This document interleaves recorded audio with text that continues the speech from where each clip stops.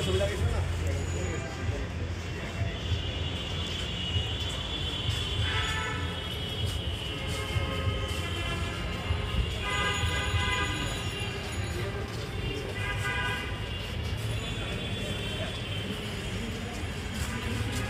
জিজ্ঞেস করবেন।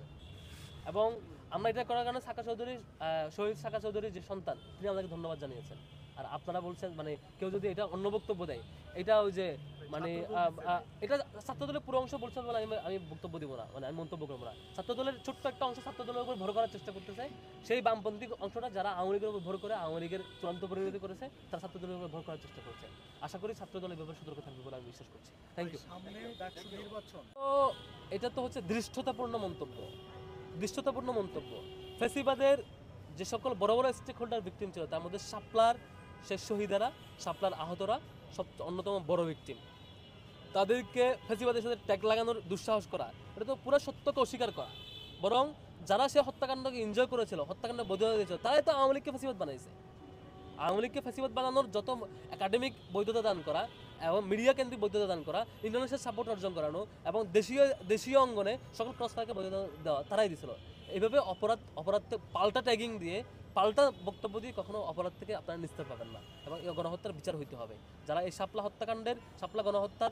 হত্যাকাণ্ডে যারা বৈধতা উৎপাদন করেছিল, যারা সাপোর্ট দিয়েছিল, যারা এই শাহবাগে মব তৈরি করে বাংলাদেশকে অস্থিতিশীল করে শেষ পর্যন্ত ফ্যাসিবাদ কায়েম করে, যারা দিন দুপুরে শতাধিক মানুষকে একই দিনে হত্যা করাকে যারা জাস্টিফাই করেছে, পরবর্তীতে সেই হত্যাকারীরা এটাকে বৈধতা পেয়ে খুশি হয়ে পরবর্তীতে জুলাই আগস্টে এসে হাজার হাজার মানুষকে শহীদ করেছে এবং সেটাকে যারা এনজয় করেছে, এই দায় এড়াইতে পারবে না এবং তাদের মতামত উৎপাদনকারীদেরকে এটার পানিশমেন্ট এবং জনতার মুখোমুখি নিশ্চয়ই একদিন না একদিন হইতে হবে। এখান থেকে তারা কখনোই পার পাবে না, অপরাধ করে পার পাবে না। এখন এগুলো বলে আসলে বাংলাদেশের জনগণকে মানে জনগণের থেকে স্মৃতি থেকে উঠে আসবেন, এটা পারবেন না।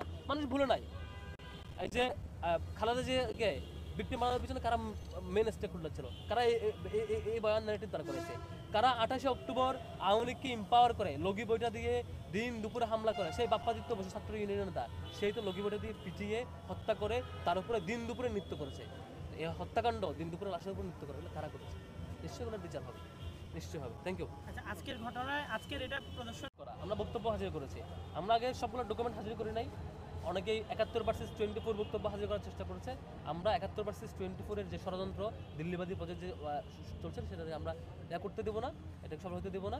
আমরা 71-এর ধারণকারী পরবর্তীতে যারা এই হাসিনার এই বিচারিক হত্যাকাণ্ডের বিরুদ্ধে দাঁড়িয়েছে তাদের ডকুমেন্টেশন আমরা হাজির করেছি, তাদের এই অভিযোগের প্রেক্ষিতে এটা হাজির করেছি।